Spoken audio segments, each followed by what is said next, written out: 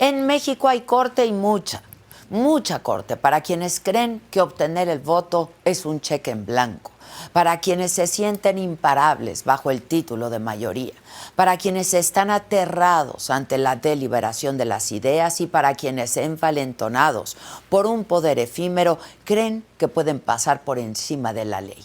Que sepan que en este país existe una Suprema Corte y lo que defienden no es una curul, sino la Constitución.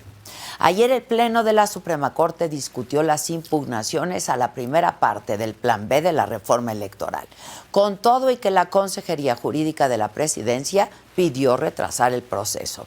Y luego de meses, no estoy exagerando, meses de embates, de injurias y de descalificaciones desde la tribuna de Palacio Nacional, las y los ministros hicieron su labor y con su decisión echaron abajo el bodrio de decreto que modificaba dos leyes sumamente importantes: la Ley de Comunicación Social y la Ley de Responsabilidades Administrativas.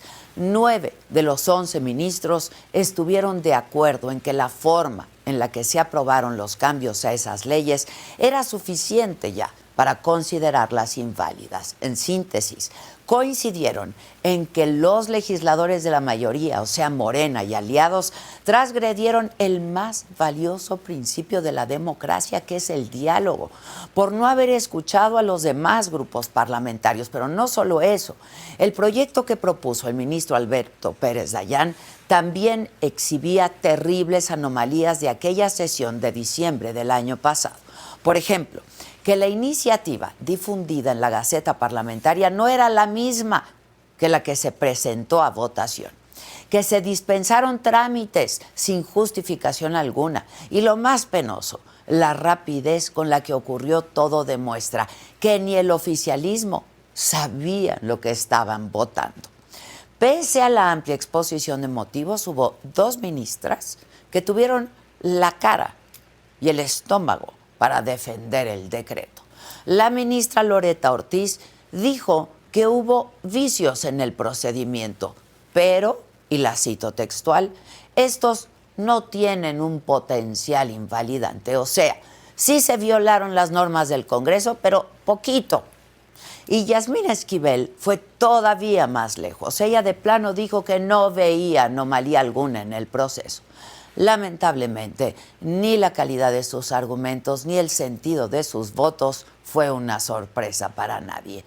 Lo que sí es que las posturas del ministro Arturo Saldívar y la ministra Margarita Ríos Farjat fueron decisivas, pues estuvieron con el proyecto del ministro Pérez Dayán y eso posibilitó que se alcanzara la mayoría para una declaración de invalidez.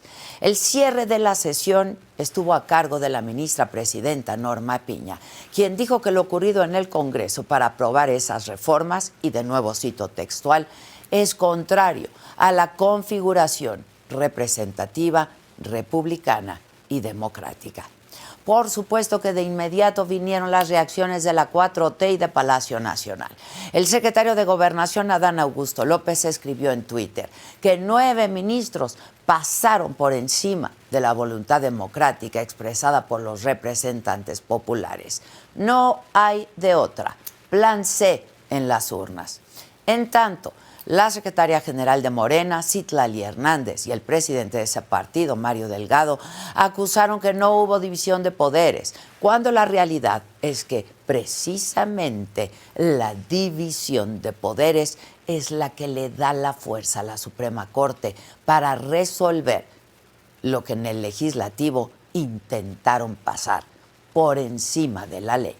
La Corte hizo su trabajo, pero también hizo historia, porque en momentos donde crujen las instituciones, donde se quiere derribar todo lo que representa un contrapeso o vigilancia al poder, donde se usa la mayoría legislativa como fuerza bruta y donde se injuria y se quema la figura de una ministra presidenta. En esos momentos es donde se vuelve neurálgico tener una corte, y en México la tenemos.